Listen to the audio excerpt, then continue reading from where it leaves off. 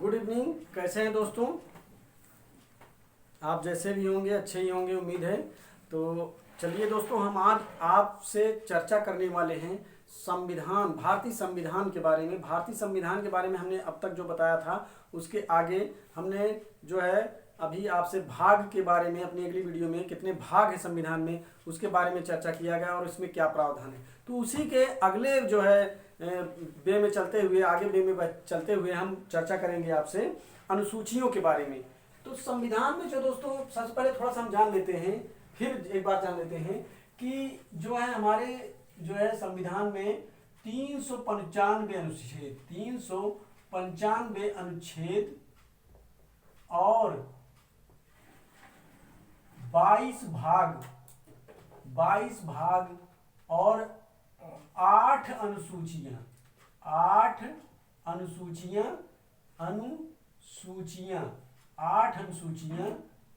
थी जब हमारा संविधान 26 जनवरी 1950 को लागू हुआ। उस समय हमारे संविधान में 22 भाग और 8 अनुसूचियां थीं। लेकिन यह अनुसूचियां वर्तमान में जो यह अनुसूचियां हैं, वर्तमान में यह अनुसूचियां जो है बढ़कर 12 हो गई हैं और इन्हीं 12 अनुसूचियों के बारे में हमें चर्चा करना है। और यह भी ध्यान देना है कि भाग भी जो है 25 हैं, लेकिन 25 हमें पढ़ना नहीं है क्योंकि हमारे यहाँ जो है हमारे जो सिलेबस में है वो सिर्फ 22 भाग है। 22 भाग वो हमने आपको अगली वीडियो में बता दिए हैं। अब हम चर्चा करेंगे अनुच्छेद के बारे में, अनुसूचियों के बारे में, अब हम चर्चा करेंगे अनुसूचियों के बारे में। तो हम देखेंगे कि किस अनुसूची में क्या प्रावधान किया गया है। अब हम देखते हैं किस अनुसूची में क्या प्रावधान किया गया है, अनुसूचियां और प्रावधान। तो सबसे पहले हम चर्चा करेंगे पहली अनुसूची के बारे में। प्रथम अनुसूची केंद्र शासित प्रदेश। अब देखिए, अब हम आगे चलते हुए दूसरी अनुसूची में जो है द्वितीय अनुसूची जो है उसमें बात की गई है पद की। और वह पद कौन से हैं, उनको कई का खा गा करके ABCD करके कैटेगराइज किया गया है। राष्ट्रपति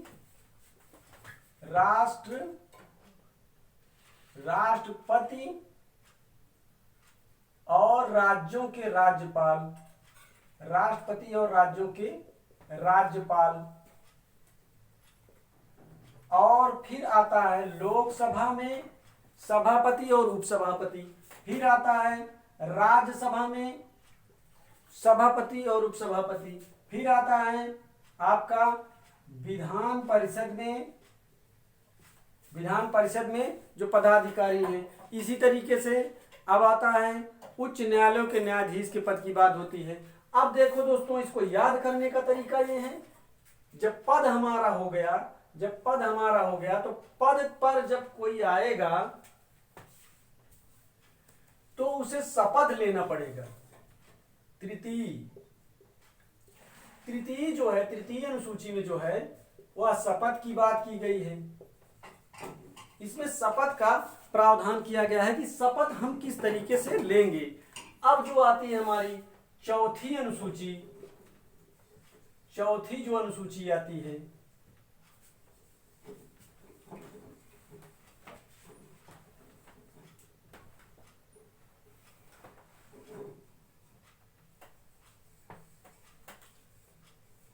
चौथी अनुसूची में जो हमारे दोस्तों हैं वो राज्यसभा में राज्यों की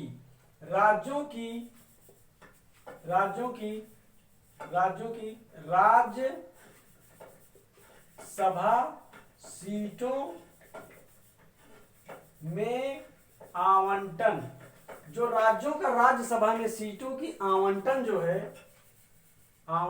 है उसके बारे में, किस राज्य में कितनी राज्यसभा सीटें होंगी, तो राज्यों की राज्यसभाओं में सीटों के आवंटन के बारे में जो प्रावधान किया गया है वह चौथी अनुसूची में दिया गया है। ज्यादा कुछ नहीं पूछेगा, दिया रहेगा और आपको ये पकड़ना है कि किस अनुसूची में क्या चीज दिया गया है, यही पकड़ना है। या तो मैच मिलाने को आ जाएगा या तो ऐसे ही आ जाएगा कि यह जो प्रावधान है या किस अनुसूची में है। अनुसूचियां दी रहेंगी, विकल्प से छाट के आपको निकालना है।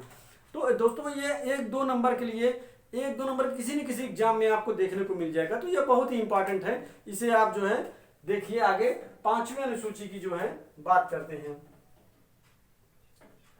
पांचवी अनुसूची जो है, पांचवी अनुसूची में क्या है, पांचवी अनुसूची में जो है एससी और एसटी क्षेत्र के प्रशासन के बारे में, प्रशासन के बारे में प्रावधान, प्रशासन के विषय में, प्रावधान के विषय में प्रावधान किया गया है। अब जो पांचवी अनुसूची है, इसमें जो एससी एसटी के क्षेत्र का जो प्रावधान होगा, जो पावर होगा, वो किसको होगा दोस्तों, वह राष्ट्रपति को होगा। यह भी आपको जानना बहुत जरूरी है कि राष्ट्रपति जो है, यहाँ एससी एसटी जो क्षेत्र जो घोषित हो जाता है अनुसूची 5 के अंतर्गत, वहां जो पावर होता है वो राष्ट्रपति के पास होता है। अब जो आती है हमारी छठवीं जो आती है, छठवीं अनुसूची जो आती है, उसमें जो दोस्तों है छठवीं अनुसूची में असम, त्रिपुरा, मेघालय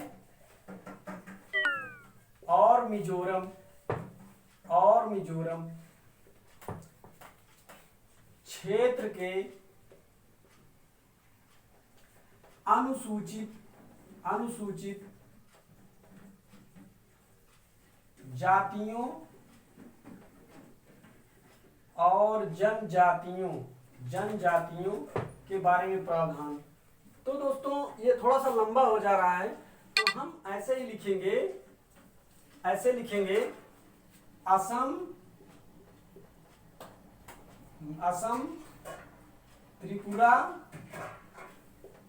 मेघालय और मिजोरम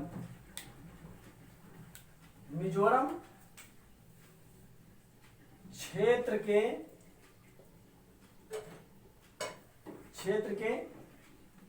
विषय में, क्षेत्र के प्रशासन के बारे में, क्षेत्र के प्रशासन के बारे में प्रावधान। और इसको याद कैसे रखेंगे दोस्तों, आप लोग देखते हैं जब पॉकेट मनी कम हो गया, या मतलब जो पैसा हमें मिला था पढ़ाई के लिए, वो चीज़ हमारे पास जब खत्म हो जाती तो हम घबरा जाते हैं। फिर हम क्या करते हैं, हमें किसी चीज़ की आवश्यकता लगती है तो हम कहाँ जाते हैं, पैसा लेने। और दोस्तों पैसा लेने का आज जो सबसे बढ़िया चलन है वो क्या है, एटीएम। तो एटीएम का स्क्वायर कर देंगे, इससे हमको याद रहेगा कि एटीएम से जो है, ए से हो गया असम, टी से हो गया त्रिपुरा, एम से हो गया मिजोरम, और एम स्क्वायर है तो दूसरा जो है वह मेघालय हो गया। तो ये चीज हमें दोस्तों याद रखना है। ये दोनों 5 और 6 बहुत ही महत्वपूर्ण हो जाती हैं। 5-6 के बारे में जानना हमें बहुत जरूरी है, क्योंकि 5-6 जो है दोस्तों वो बहुत ही महत्वपूर्ण है। या जो है आप किसी भी एग्जाम में जाएंगे, आप खास करके एमपीपीसीएस में यहाँ से 3-4 क्वेश्चन उठा के डाल देता है। अभी जो आप हाल ही में एग्जाम कंडक्ट कराने जाने वाला है आरओ, उसके भी पॉइंट ऑफ व्यू से बहुत महत्वपूर्ण है, और यह पीसीएस में कई बार पूछा गया है। तो अब दोस्तों जो बात आती है वह बात आती है 7वीं अनुसूची की। 7वीं अनुसूची जो है दोस्तों, 7वीं अनुसूची जो है वह बात करती है समवर्ती सूची, पहले से केंद्रीय सूची, राज्य सूची और समवर्ती सूची।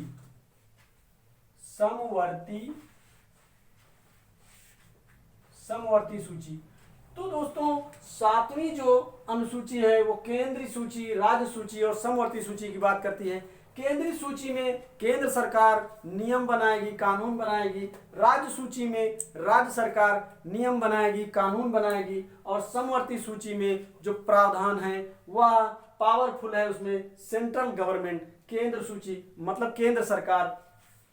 तो दोस्तों इसमें जो सूची है वह कभी कभी एग्जाम में पूछ लेता है कि केंद्रीय सूची का विषय कौन सा है, राज्य सूची का विषय कौन सा है, समवर्ती सूची का विषय कौन सा है। तो यह जो आपको देखना बहुत इंपॉर्टेंट है, इसमें कौन से विषय आते हैं, इसमें केंद्र सूची में कौन से विषय हैं, केंद्र सूची का विषय क्या है, राज्य सूची का विषय क्या है और समवर्ती सूची का विषय क्या है। यह बहुत इंपॉर्टेंट है, इसे आप जरूर देखिएगा। अब हम बात करते हैं दोस्तों अपने 8वीं अनुसूची की। 8वीं अनुसूची जो है दोस्तों वह भाषा की बात करती है। 8वीं अनुसूची जो है भाषा की बात करती है। इसमें भाषाएं जो हैं वह 22 भाषाएं हैं, 22 भाषाएं इसमें वर्णित हैं और लास्ट में कौन सी 2 भाषाएं जुड़ी हैं वह आपके लिए बहुत इंपॉर्टेंट हो जाता है, इसे देखना आपके लिए अति आवश्यक है। तो दोस्तों अब हम चलते हैं 9वीं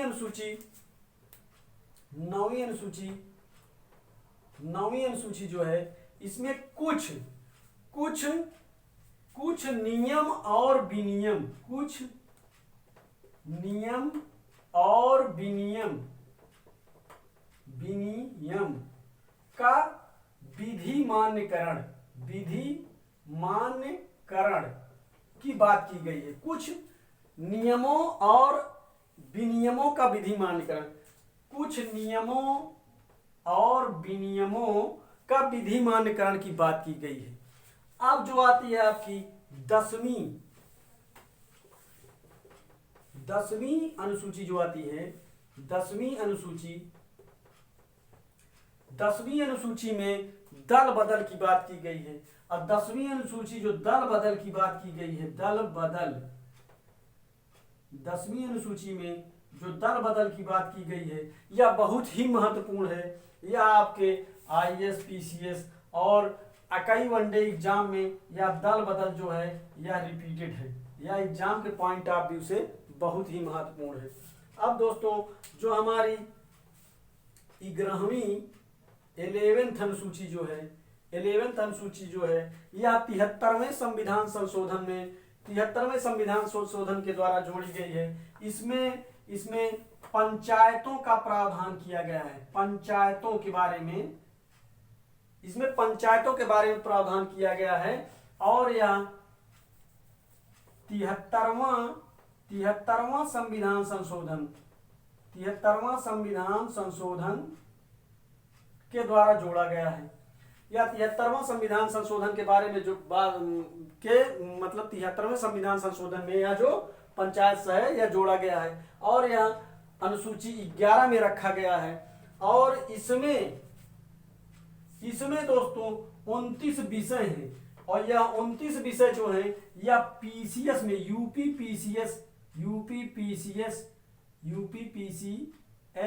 और ARO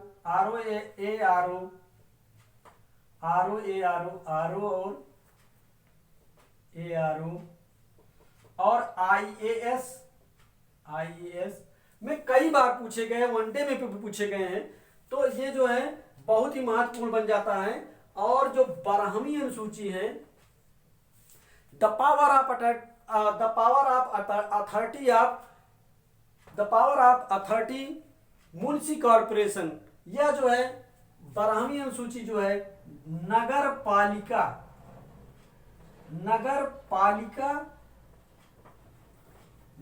पालिका के विषय में प्रावधान जो है वो करती है। हमारी नगर पालिकाएं जो हैं वह संविधान के 12वीं अनुसूची में रखी गई हैं और इन्हें 74वां संविधान संशोधन द्वारा 74वां संविधान संशोधन